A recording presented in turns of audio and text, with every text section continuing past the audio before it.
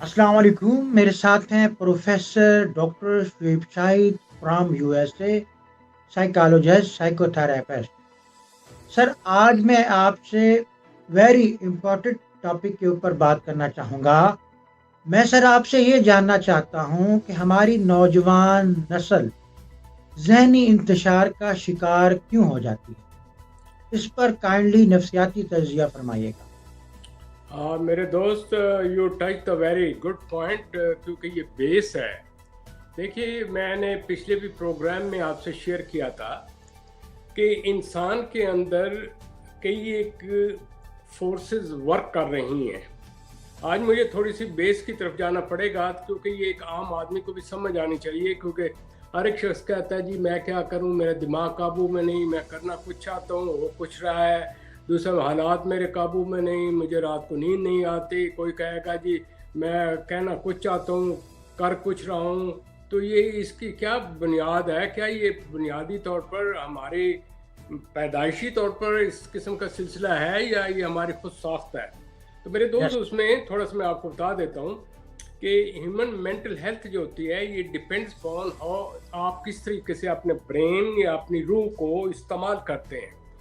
शुरू में किस तरह, काफ़ी दफ़ा मैं रिपीट कर चुका हूँ, तो इंसान जब पैदा होता है ना, क्लीन स्लेट होता है। तो ये बैरून एक तो अंदर सिस्टम चल रहा होता है, क्या कि नेकी बदी का, मसलन अच्छाई क्या है, बुराई क्या है, नफ्स अम्मारा यानी कि ख्वाहिशात नफसानी, और फिर अपना इंटेलिजेंस होती है जो उससे लड़ाई होती है। फिर वो जो है कि जो स्टेबल हो जाता है उससे नफ्स मुतमईना इत्मीनान में रहता है। ये तमाम धंधा सारी उम्र at the end of the मौत तक रहता है। अच्छा, एक तो ये रह गया। अब हर किस्म के मुहर्रकात आ रहे हैं बाहर से, चैलेंजेस आ रहे हैं। छोटी उम्र में कम, अच्छा छोटी उम्र में कम होते हैं। अच्छा, जिस किस्म का थिंकिंग पैटर्न अडॉप्ट करता है आदमी, वो उसी तरीके से सारी उम्र चलता रहता है। तो थिंकिंग पैटर्न जो इंसान अडॉप्ट करता है वो उसका ज़ाती होता है, वो हर एक अपना अपना होता है। उसमें क्या है कि अगर आपने बच्चे को लॉजिक से समझाया तो अकल से चलेगा।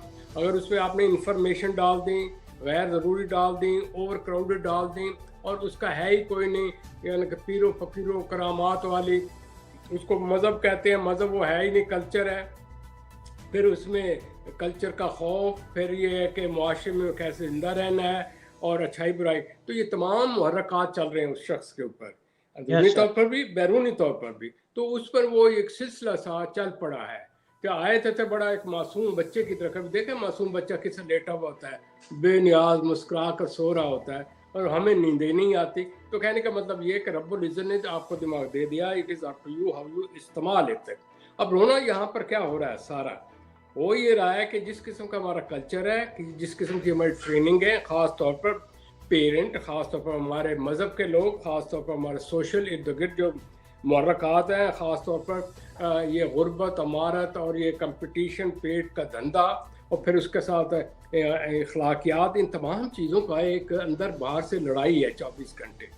अब इससे शुरू में इसकी स्पीड कम होती, जैसे होते हैं नई गाड़ी स्टार्ट में करें तो आराम से चलते, जो ही उसको स्पीड देते हैं तो उसके साथ ही उसके ऊपर प्रेशर पड़ने शुरू हो जाते हैं।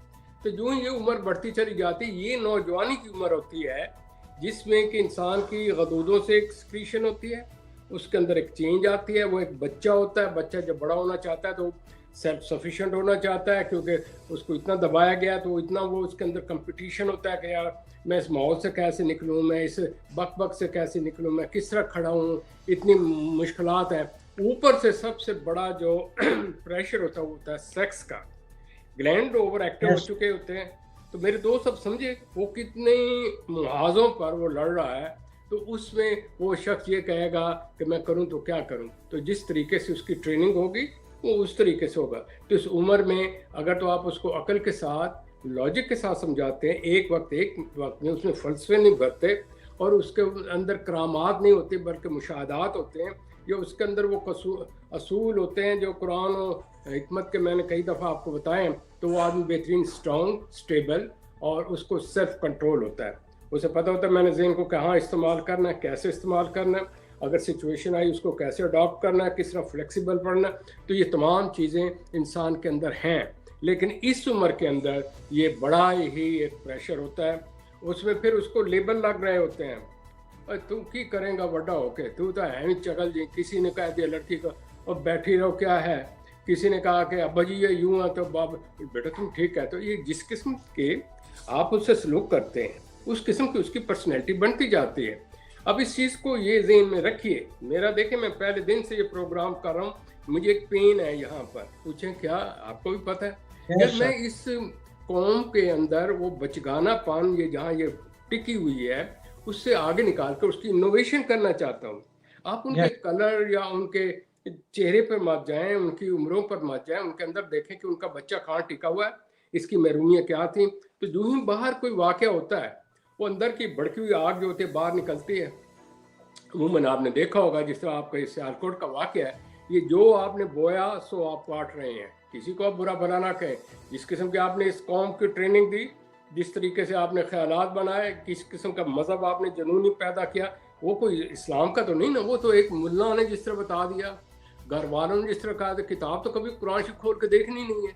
लिहाजा as a result of it गलत कॉन्सेप्ट इस्लाम का, गलत किस्म कॉन्सेप्ट पाकिस्तान का। क्या आपके कायद आज़म रहमतुल्लाह अलैह ने ये कहा था तुम इस किस्म के काम करो? भाई यहाँ तो माइनॉरिटी यार किस्म के। दूसरी ये है कि आपका रोना अपना हो, घर का आपके अपने मसाइल हो, तो वो ये है कि जो एक आदमी ये मॉब साइकोलॉजी होती है, एक आदमी पकड़ा गया ना, एक लोगों के हाथ में आ गया, 4 इकट्ठे हो गए, 2 ने मारा, 10 और भी दौड़ कर आएंगे, यार हम भी अपना गुबार निकाल दें। This is the way these incident होते रहेंगे, ये इंसिडेंट होते रहेंगे। आप टीन एज में फिक्सेटेड हैं। मैं रो रो के आधा हो गया हूँ, प्रोग्राम दे दे के आधा हूँ। मेरा मकसद आपको मैं कोई ज्यादा वली उल्ला तो नहीं ना, मैं भी आप ही में से हूँ, ऐसे पढ़ा लिखा हूँ। सर हमारी नौजवान नस्ल जो है वो ज्यादातर हिस्ट्रिया का शिकार है। हिस्ट्रिया की डिजीज जो है वो कॉमन है हमारे यूथ में।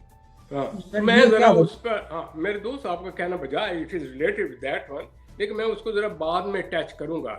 मैं जरा थोड़ा सा आपको ये बता दे रहा हूँ कि ये जो आपके इर्द गिर्द वाकयात हैं ये होते रहेंगे जब तक आप मिन हैसल कौम इनोवेशन नहीं होगी।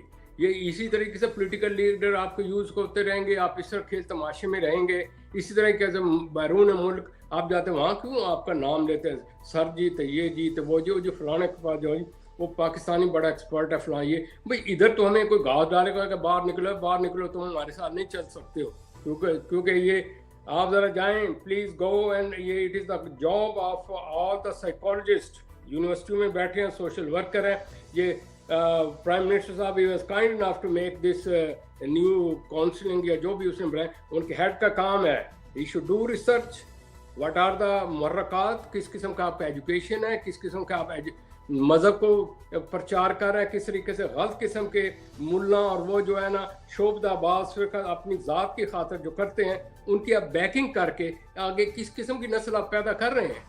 ज़रा कोई चीज़ होती है 1 मिनट के लिए ये चलने ने, तो इसमें सब हम शामिल हाल है, मैं भी उसमें हो सकता हूँ अगर मुझे अवेयरनेस। आपका मीडिया बेड़ा घर करके रख सकता है, हर का इनसिक्योरिटी अनसर्टेनिटी, और ये news trip news this news, फिर वो सीन ऐसे दिखाते हैं ऐसे कि मुल्क के अंदर एक स्टेबिलिटी नहीं। National mental health at a stake है। This my opinion as a student of psychology. तो प्लीज़ ये पूरी कौम का काम है। ये नहीं है कि आप रसूल अकरम सल्लल्लाहु अलैहि वसल्लम का नाम लेकर जिस तरह से ज़िबा हो रहे हैं, जिस तरीके से मुल्क का बेड़ा गर्क हो रहा है, लगातार चला रहा है, उनकी इंटरप्रिटेशन है जिस तरह कोई कर रहा है, क्योंकि जो उनके जो फॉलोअर हैं they have not study the Quran. रसूल अकरम सल्लल्लाहु अलैहि वसल्लम का मॉडल क्या था उस दौर में, गैर मुस्लिमों का क्या मकाम था और अपनों को किस तरीके से अदल दिया जाता था। तो जब तक अदालत नहीं चलेगी या कानून नहीं चलेगी, ला कानूनियत है, यहाँ पर भी तो हर किस्म के मजहब के लोग रहते हैं, लेकिन there is a law, they follow the law. So please it is the job of each and every us. तो मैं तो इसीलिए कह रहा हूँ कि जब तक आपकी नेशनल इनोवेशन नहीं होती, आप चाहे लाख या सोने के डैम बना दें, it is of no use. बंदा का खोपड़ी ठीक नहीं, उसकी साइकी ठीक नहीं है, तो देखने वाली तो ये साइकी है, अंदर की आपकी रूह जो मानी देती है। अगर उस रूह में मानी गलत हैं तो तमाम इल्म यूजलेस है। लेकिन मेरे दोस्त आप खुद देखें ना, आपके कई उलमा हैं, दिल कहता है उनके हाथ चूमे जाकर। एक वो है कि मैं बंद कर देता हूँ ये अभी ये नाते हैं ये वो करेंगे और अमल इन्होंने कुछ नहीं करना। तो प्लीज़ अल्लाह मुझे भी माफ़ करे, हम सब कुछ की तरफ चलना चाहिए। तो आइए आप जो हिस्टेरिया का आप जो कह रहे हैं ना, मैं उस हिस्टीरिया में जाने से पहले ये बता दूं, अब मैं थोड़ी सी चीज़ टच कर रहा हूँ मेरे माहिरीन नफ्सियात दोस्त जो हैं और बाकी लोग भी देख रहे हैं। पहली बात तो ये है कि हिस्टीरिया क्यों होता है, वो इसी सूरत में होता है जब आपके अंदर लड़ाई हो रही हो, इतनी लड़ाई हो रही हो कि आपका कंट्रोल आपके ऊपर ना रहा हो और वो जो अंदर वाला आपका दिमाग है वो आउट हो जाए और आपका दिमाग उसके अंदर चला जाए, तो अंदर वाली पर्सनैलिटी प्ले करे। अंडरस्टैंड करना। लेकिन दो आदमी लड़ रहे हैं, दो आदमी लड़ रहे हैं, लड़ने की सूरत में दोनों ही कमज़ोर हो गए हैं, तो तीसरा जो एक अंदर बैठा हुआ होगा ना, चाहे मामूली बच्चा भी होगा ना, ऊपर से आकर उनको मार डालेगा।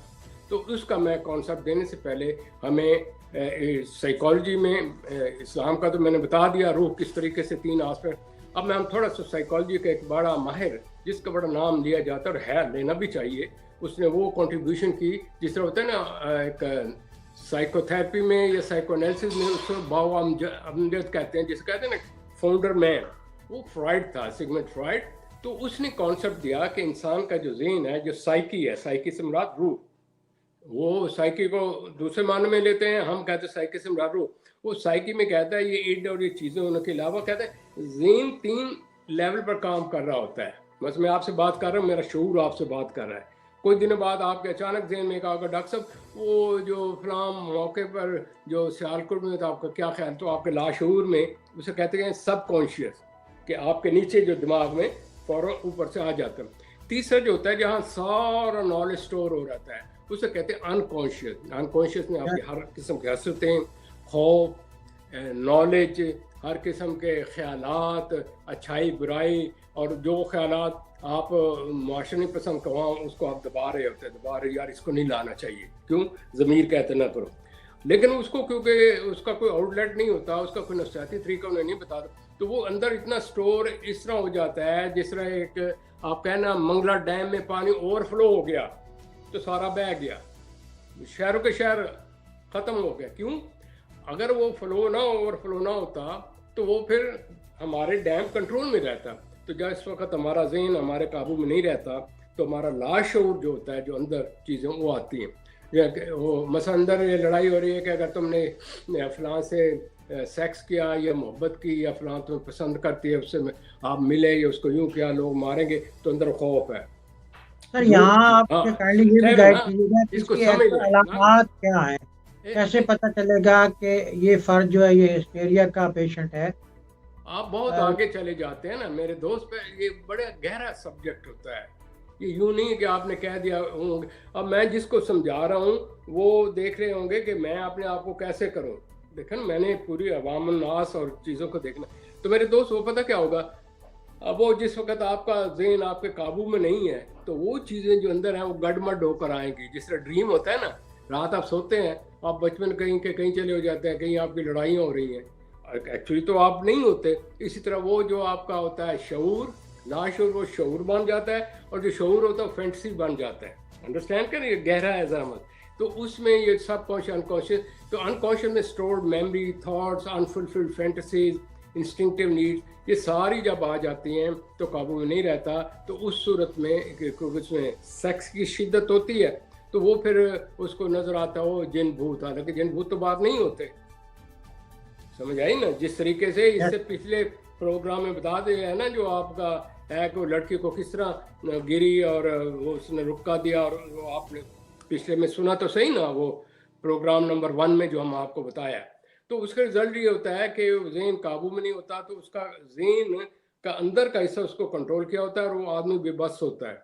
वो कोई चीज़ रखता है तो भूल जाता है, स्लिप ऑफ टंग कहना कुछ होता है, कुछ जाता है, मेमोरी, नाइट वॉकिंग, हिस्टेरिया, ये तमाम चीज़ें उस वक्त हो रही होते हैं कि आप अनकॉन्शियस आपके ऊपर कंट्रोल कर लेता है।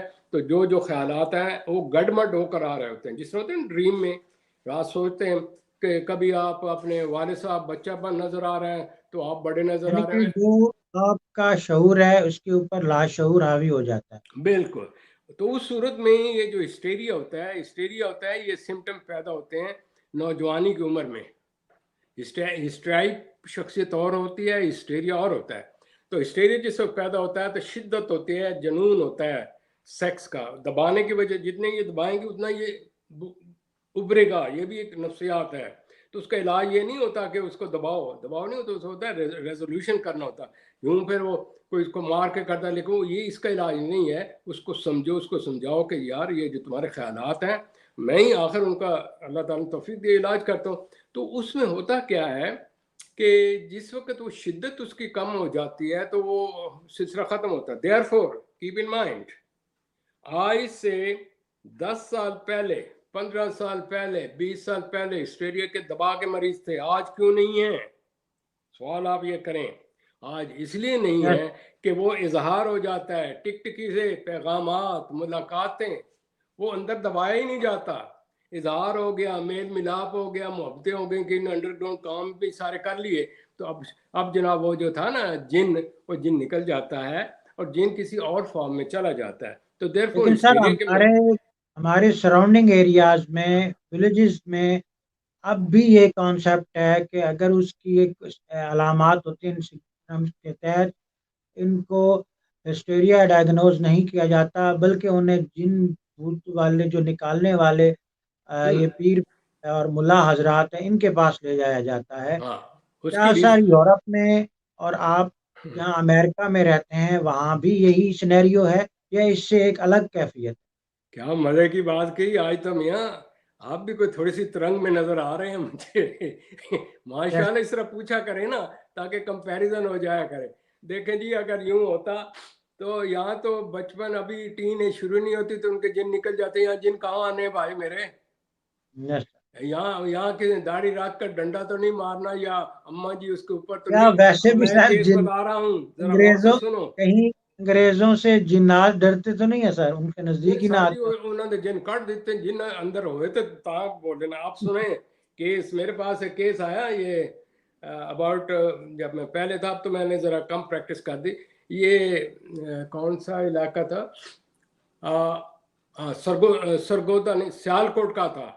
वहाँ के एक साहब थे, भट्टी साहब, बड़ा वेल नोन, उसके बच्चे वगैरह थे। तो बड़ी बीवी बड़ी सख्त थी, माँ भी बड़ी सख्त थी। इधर आ गए यहाँ पर। यहाँ आने के बाद वो, यहाँ तो सब कुछ चलता है। अब उसका मुआशका किसी स्पेनिश लड़के के साथ, वो 8th क्लास में पढ़ती थी, बड़ी जहीन। अच्छा, ये जहन में रख दीजिए, जितने भी नफ्सियाती मरीज हैं वो अबव एवरेज इंटेलिजेंट होंगे और शरीफ होंगे, बदमाशों को नहीं लगेगी मर्द। और जो डल माइंडेड है उन बेचारों को सोचें इतनी नहीं होती। जितनी ज़्यादा सोचें, जितनी ज़्यादा अंदर में गड़बड़, उतने ज़्यादा अमराज पैदा होते हैं। तो लिहाजा वो पता क्या, उन्होंने उसे कंट्रोल किया। मुझे भी कहा, मैंने उनकी जो होते हैं ना साइकोलॉजिस्ट, वो कहते हैं जायज़ है, ये ट्रीटमेंट दिया था। हमने मुसलमान है नहीं।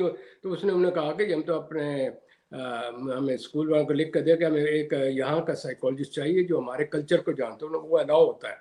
तो मैंने उनको बताया यही है। अब वो पता क्या हुआ, मेरे आने से पहले केस हो चुका था। क्या, माँ बाहर लेटती थी, ये कहीं भाग न जाए, अब्बा जी ऊपर, वो ऊपर रहती थी। उसको जब मौका मिला, उधर जो फोन आया बॉयफ्रेंड का, उसने पहले तो फेंकी अपना, वो क्या होता है, कोई चीज़ फेंकी ताकि मैं चोट ना लगे, क्या इसे कहते हैं, गद्दी फेंकी। उसके बाद उसने ऊपर से छलांग लगाई, छलांग गलत लग गई तो उसकी लात टूट गई, वो भाग तो ना सकी। अब उसके बाद केस मेरे अंडर ट्रीटमेंट रहा।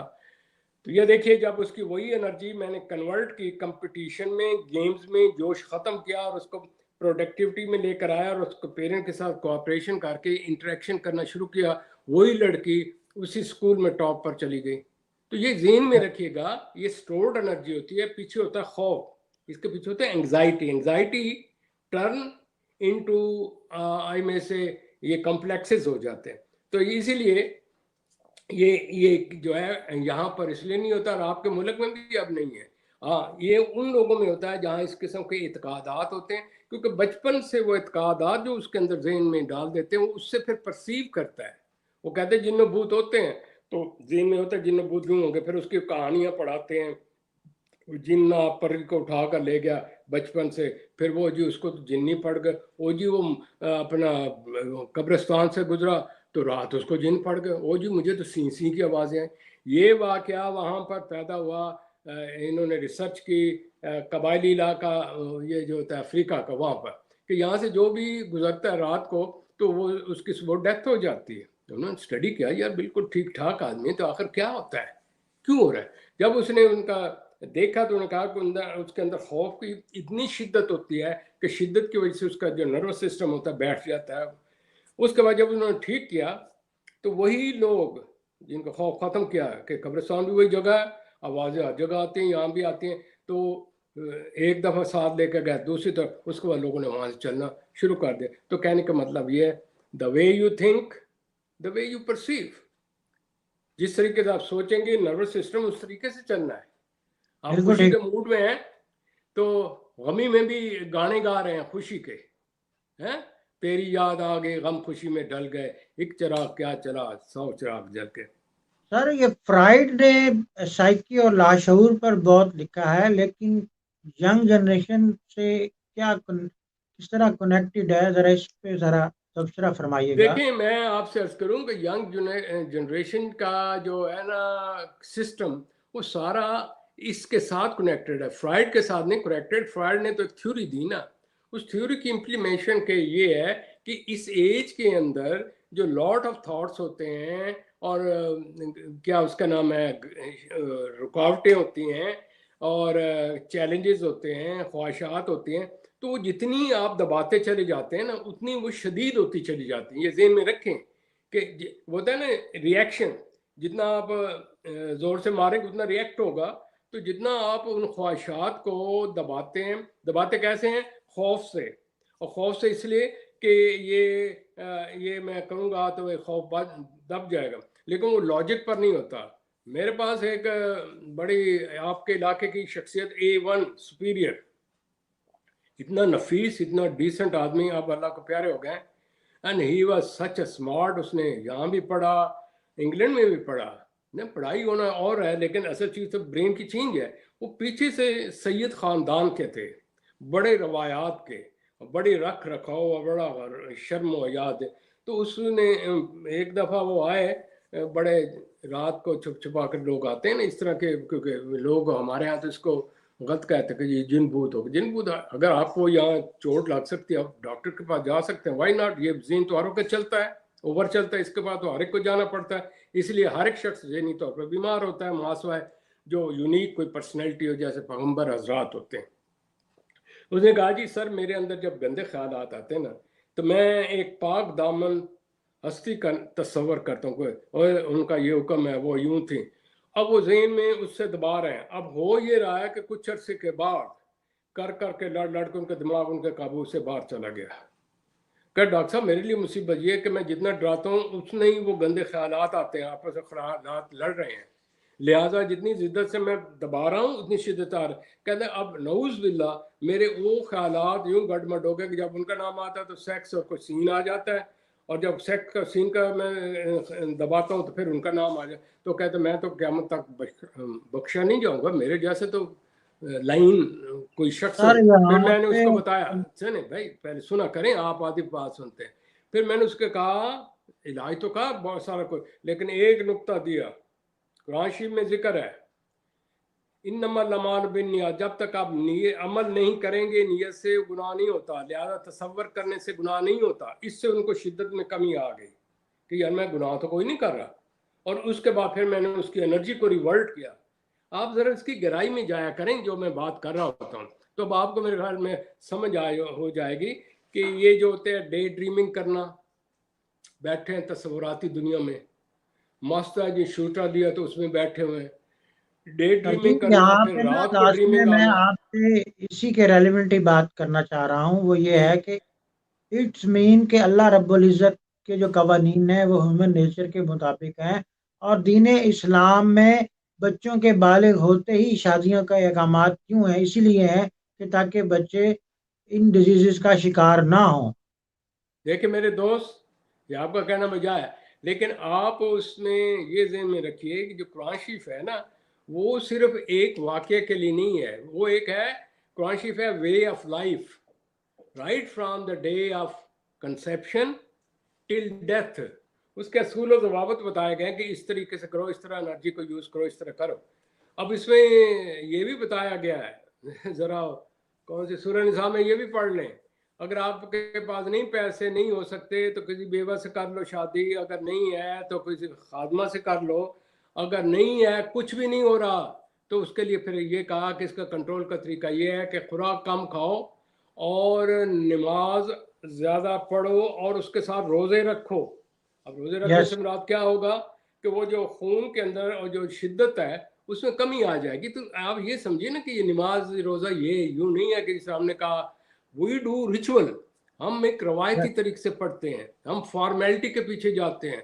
ओ जी झंडे दिखाओ, आज ईद मिलाद नबी ये है वो फलाने ये कहा जी उसको मार डालो, पुलिस को मार डालो। ना ना ना ना, उसमें नहीं आया। अल्लाह ताला ने कहा कि सर मैं बल्कि इंसान को हमारे यहाँ एक उसकी प्रॉब्लम ये भी है कि जो लोग ये जुलूस नहीं निकालते हैं, और ज़्यादातर हमारे यहाँ जो ये तबलीगी जमातें हैं, हम्म अगर हम ओवरऑल इनका एनालिसिस करें तो होता क्या है कि अमल कुछ होता है, और बहुत से लोग जो हैं वो सिर्फ और सिर्फ लोगों को तो मुसलमान करने के चक्कर में होते हैं, लेकिन दर हम्म हकीकत खुद उनके अमाल जो हैं वो मुसलमानों से मैच नहीं करते, कि कौलो फेल में तजाद होता है। ये देखे ना, मैंने पहले शुरू में आपको एक चीज़ कहा है, हमारे यहाँ जो सबसे बड़ी ट्रेजेडी है, हम कहते हैं मुसलमान हैं लेकिन कुरान शरीफ से नहीं पढ़ा हुआ। हम कहते हैं हम पाकिस्तानी हैं लेकिन वो पाकिस्तान जिस मकसद के लिए पैदा हो उस पर अमल नहीं है। हम कहते हैं जी कैद आज़म रहमतुल्लाह अलैह हमारे लीडर हैं, उन्होंने कहा यूनिटी फेथ और डिसिप्लिन। अगर इस कौम में आज डिसिप्लिन आ जाए, इससे ऐसी कोई पावरफुल कौम हो ही नहीं सकती। देखें यूनिटी, ये तमाम उन्होंने कुरान शरीफ से अल्फाज हैं, यूनिटी फेथ एंड डिसिप्लिन। लेकिन कौन करे यार, हमारा देखें ना, आप नहीं समझ रहे, हमारा जो एजुकेशन सिस्टम है उसमें सबसे बड़ा ड्रॉबैक ये है कि वो एक इंसान पैदा नहीं करते। वो उनका एजुकेशन सिस्टम ऐसा, मैं जरा आता हूँ उसके ऊपर भी, क्योंकि हमारे प्रोग्राम का हिस्सा वो आपको बताया था ना, पिलर, हम एजुकेशन के पिलर की तरफ हम आ रहे हैं। इस एजुकेशन के पिलर के अंदर ये होता है कि एजुकेशन वो होता है जो इंसान को सेल्फ अवेयरनेस दे, उसको बताए कि ये तरीका क्या है, उसको दीन और ईमान का पता हो, उसको ये पता हो ये किस धरती के कौम हो और किस कौम से आपकी शनाख्त है और उसकी क्या रवायात हैं और आपको कैसे बनना है। दूसरा, उनको प्रिपेयर किया जाता है day to day life challenges के लिए और अमली ज़िंदगी के लिए। एक उसके दिमाग का कंप्यूटर बनाया जाता है कि वो चीज़ों को देखे, बाले, कंपटीशन करके आगे चले। ये तो हो गया। दूसरा ये है कि इस्लाम जो आलम का काम ये है कि कुरान शरीफ को बामानी समझाए, डे टू डे लाइफ की उसकी एप्लीकेशन कराए। वो ये नहीं है कि मैं फलाने जी हमारे पीर थे उसकी ये अकरामात थी फलाने, वो फलाना जी जब तो बयान ना हो ना, बयान बीच में रह जाता है और उस शख्सियत को इतना उठा दिया जाता है, नऊज़ बिल्लाह, रसूल पाक से भी ऊपर लेकर चले जाते हैं। हालांकि चीज़ ये है कि एक खुदा, एक रसूल और एक किताब, किताब दे दी कि this is your nature, these are the techniques. Techniques में बताया ये प्रिवेंटिव मेजर है, ये अगर करेंगे, इनको कंट्रोल करेंगे, आपको बीमारी नहीं होगी यार। देखिए आपको मैंने कह दिया कि आपका पेट जो है ना अल्सर है, आप फलां चीज़ ना खाएं, आप कहने जी मुझे उसी का चस्का है और आप हर वक्त अल्सर है, हर वक्त दवाइयाँ ले रहे हैं, ठीक नहीं हो रहा है। तो कहने का मतलब है कि भाई कुरान शरीफ में बताया गया कि ये हकूक है, इस तरह करें, इस तरह। यहाँ तक कह दिया कि बच्चे बड़े हों ना तो रात 3 टाइम है उस वक्त माँ बाप के पास मत जाया करो, सुबह सवेरे, दोपहर को और रात को। ये उनके मिलाप के या जिनसी तलक़ात का वक्त होता है।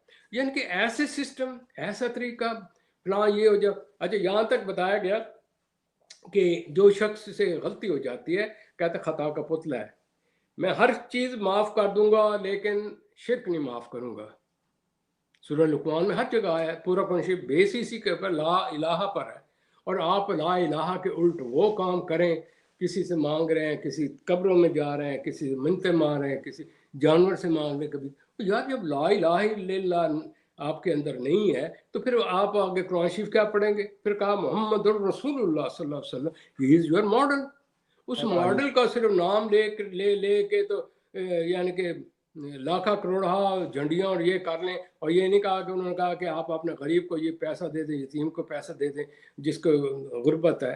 फिर उसके बाद ये सर बताया मैं कि आपको आपको हाथ आपको पांव दिए हैं, आप अगर मेहनत करें। रियलिटी तो कहने कि सर मैं मैं क्या क्या आपके आपको साथ बताऊं। रियलिटी डिस्कस करना चाहता हूं कि एक्चुअल प्रॉब्लम इस पाकिस्तान के साथ खास तौर पर ये रहा है कि इसको सही मानी में एक मुजाहिद मुसलमान लीडर नहीं मिला। इस वजह से इस रियासत का ये कसूर है कि यहाँ पर इस्लामी निज़ाम नाफिज ही नहीं हुआ। 100 टाइम ठीक आपने कहा। मैं उसमें ये आपसे अर्ज कर दूं, 1958 तक, क्योंकि नया नया जोश था, नया नया पाकिस्तान बना था, और कहते हैं रहमतुल्लाह अलैह के वो साथी थे, उन्होंने किया तो वो ऊपर के ऊपर की तरफ आ रहा था। उसकी स्पीड इतनी ज़्यादा थी कि आपके 5 ईयर प्लान जो है उसके मॉडल यहाँ से लेकर कोरिया लेकर गया, वो कहाँ का कहाँ पहुँच गया, हम वहीं के वहीं।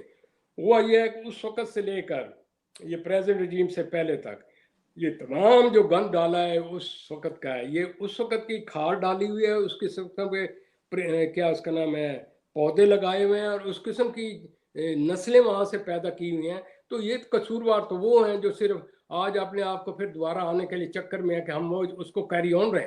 तो जब तक एक कौम में education for the sake of education नहीं होगा, और ये उसके जब तक इस मुल्क में इंसाफ नहीं होगा, मैं मेरा आखिरी लफ्ज इस नुक्ते में ले लें, आप लाख ठीक कर लें, अगर आपकी कोर्ट उसको छोड़ दे, वहाँ इंसाफ ना हो, जहाँ वो जो मुजरिम है उसको छोड़ दें और जो महरम है उसको मुजरिम बना, तो कहने का मतलब हम यहाँ ये नहीं बैठे हुए कि ये करें। हमारा आपका ये काम है कि रसूल पाक सल्लल्लाहु अलैहि वसल्लम क्या कहें। अच्छा, हमें ये इस वक्त जो हमारा प्रोग्राम आ रहा है, हमारा प्रोग्राम ये है कि एडोलसेंट एज क्या होती है, क्या हो रहा है।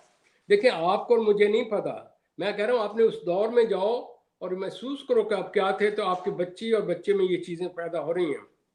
अगर हो रही है तो ह्यूमन नेचर आपने क्या किया था। अब उसमें सवाल ये आता है, आपके होते हुए तो ये आग लगाने वाला मीडिया नहीं था ना, ये वेस्टर्न फ्लो तो नहीं थी, ये हर एक आदमी ये टेलीफोन तो मोबाइल तो नहीं था ना, आप बचे हुए थे। अभी उनके ऊपर और ज़्यादा प्रेशर पड़ गया है। मैं नौजवान नस्ल की बात कर रहा हूँ। फिर उसके बाद ये होता है, उससे फिर होता है एंग्जाइटी पैदा होना। कई लोग बड़े बड़े पैसे के धंधे में इतने गए वो फॉरगेटफुलनेस हो जाती है, चीज़ रखी है ना, भूल जाए। आप कहीं जाएं तो बैठे होंगे, यार मैं बड़ा एक इम्पॉर्टेंट ये चीज़ नहीं मिल रहा, यार समझ नहीं आ रही। साइकोलॉजी ये कहती है कि ये सब हर चीज़ की एक रीज़न होती है। अगर वो रीज़न का आपका शऊर नहीं तो लाशऊर में उसको रीज़न ज़रूर है। बिला रीज़न कोई काम नहीं होता। No thought nothing is by chance. If you know the reason you are conscious of it. If you don't know the reason, तुम्हारे लाशऊर में कोई चीज़ थी जिसने उसको बुला दिया। तो कहने का मतलब ये है कि इस एज में मूड जो होता है उसका इम्पैक्ट होता है, एकदम शदीद किस्म के मूड आते हैं, फ्लो आते हैं, जिससे होते हैं ना। I use the word storm and stress period। storm आया हुआ होता है, स्ट्रेस पड़ी झील या क्या उसका नाम है, पानी आ गया, सैलाब आ रहा होता है, तो ये सैलाब वाली जिंदगी है। तो इसको कहते हैं ट्रांजिट पीरियड। इस ट्रांजिट पीरियड, हाँ, इस ट्रांजिट पीरियड के अंदर हमारा क्या काम है। बच्चा ये कोशिश कर रहा है कि यार मैं बचगानापन से बाहर निकलूं, मेरी कोई आइडेंटिटी हो।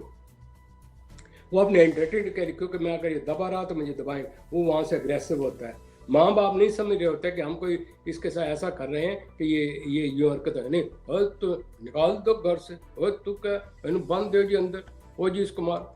कई एक बच्चे ऐसे हैं कि उनको ओवर प्रोटेक्ट किया गया, लड़के, और उनको लड़कियों की तरफ बना दिया, बहनें हैं, और बड़े होकर उस तरह लड़कियों के जो डांस कर रहे हैं, इस तरह चल रहे हैं।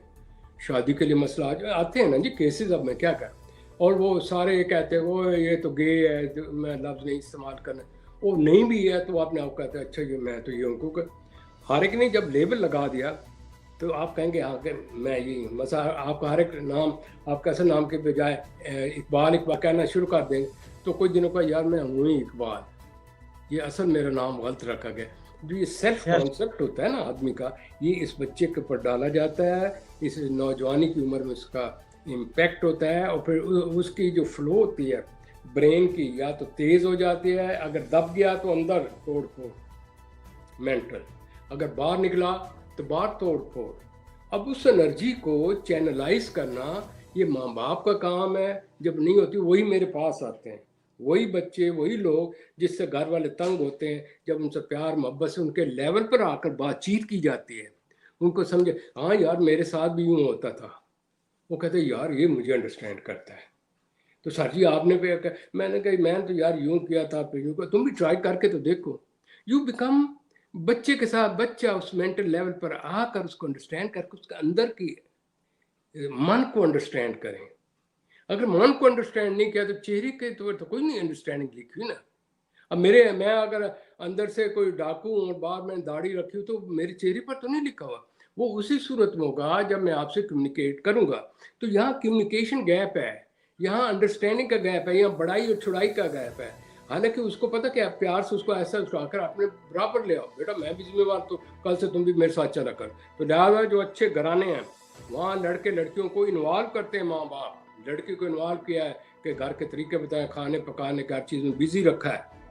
वो कहते हैं कि पुराने जमाने कहा करते जी कुड़ी जी बड़ी ये है तो वो कोई नहीं जी, तो चोपा फिराओ। चोपा फिराना जानते हो ना, पंजाबी में कहते हैं वो क्या सर, है, आकड़। तो क्या सर, मतलब उसके थैंक यू इसके वेरी जिस्म मच। को तोड़ो। आ रही समझिए? हमारे तो प्रोग्राम का इंशाअल्लाह वक्त हाँ क्योंकि ओवर हो चुका है सर, हाँ, थोड़ा सा तो एक दो चीज़ें और नेट मैं जो आपसे है ऐड वो, कर लूँ।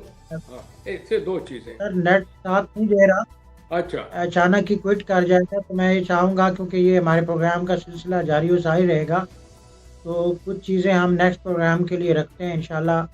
हाँ नेक्स्ट प्रोग्राम में इसको डिस्कस करेंगे। हाँ, मैं थैंक एंड यू वेरी पर मच। हाँ मैं एज यूजुअल एंड पर दो एक आध पैगाम दे देता हूँ कि बच्चे के साथ यस, बच्चा बनकर उसको बड़ा करें, उसको अंडरस्टैंड करें। जो लोग ओवरवर्कड हैं और ओवरलोडेड इंफॉर्मेशन है या ओवर डिसिप्लिन है और वो स्ट्रेसफुल कंडीशन में रहते हैं, वो सबसे ज़्यादा ज़हनी मरीज होंगे। तीन लफ्ज़ सुन लीजिए। ओवरवर्क यस नहीं सर, होना चाहिए, ओवरलोडेड इन्फॉर्मेशन नहीं होना चाहिए, इन्फॉर्मेशन इतनी है कि जहन काबू में ही नहीं है। ओवर डिसिप्लिन ये है कि उसको बिल्कुल वली या फरिश्ता ना समझें और स्ट्रेसफुल कंडीशन से उसे बाहर रखें। क्योंकि ये जो सबसे ज़्यादा स्ट्रेसफुल कंडीशन होता है ये बड़े बड़े शहर हैं, उनके लोगों की जो ज़हनी जिस्मानी हालत यूँ है कि जैसे सख्त किया हुआ होता है, खून भी इनमें नज़र नहीं आता। तो मेरे दोस्त, अल्लाह ताला ने आपको अकल दिया है, या अकलूना या तफक्करूना या तदब्बरूना पर इस्तेमाल करें और देखें कि मेरा मौलक ने जो दिया अल्हम्दुलिल्लाह, नहीं दिया तो उसको बधाई है, बजाय ये कि आप नफ्सियाती मरीज बन जाएं। दोनों तो इकट्ठी करती रहें अंधे होकर, एंड द एंड यहाँ पर भी मेंटल सिक रहें और आगे भी मेंटल सिकनेस की आपको यानी कि सज़ा दी जाए। सूरह गाशिया में इसका जिक्र है कि जो इतनी लेबर करते हैं वहाँ भी उनके मुँह काले होंगे। क्यों?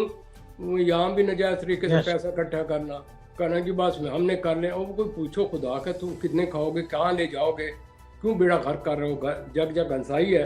लेकिन कहते हैं जी मैं वलीउल्लाह। तो अल्लाह ताला हम सबको नेकी की तौफीक दे और आप इन आमीन। 3-4 चीज़ों से निकलें तो ज़िंदगी में एक सुकून होगा। बाहर निकलें, नेचर को एंजॉय करें, फबैया अला रब्बिकुमा तुकज़्ज़िबान पढ़ें तो इधर भी सुकून, ठंडे ठंडे सॉन्ग वो सांस लें, सुबह सवेरे जाएं, फ्रेश मोती की तरह बनकर आए, तरतीब वार काम करें। अल्लाह ताला को फतह नुसरत देगा। आमीन। Thank you very much sir. ये थे हमारे साथ professor doctor Shoaib Shahid from USA, psychologist, psychotherapist. आप देख रहे थे seeking peace and human innovation. इन्हीं अल्फाज के साथ आसिफ इकबाल को इजाज़त दीजिए। अल्लाह निगहबान।